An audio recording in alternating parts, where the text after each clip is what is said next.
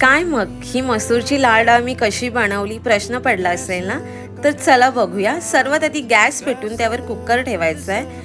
3 ते 4 पळी तेल घालायचं आहे. आमचा चम्मच छोटा आहे म्हणून आम्ही 4 चम्मच घातलेत.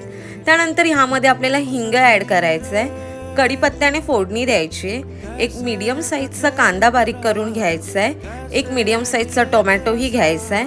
दोन्ही व्यवस्थित भाजून घ्यायचे. तोपर्यंत लाल मसूरची डाळ आपल्याला धुवून घ्यायची. दोन्ही एकजीव झाल्यानंतर त्यामध्ये अद्रक लसूणची पेस्ट, हळद, धने पावडर हे दोन्ही मिक्स करून घ्यायचं आहे. ह्यामध्ये तुम्ही बघू शकता मी चिंच ॲड केलेली आहे. हा आमचा घाटी घरगुती मसाला आहे जो 2-1.5 चम्मच टाकला आहे. टाटा सॉल्ट यूज करतो. तुम्ही कोणता करता ते कमेंटमध्ये सांगा. मसूरची डाळ ॲड करून घ्यायची.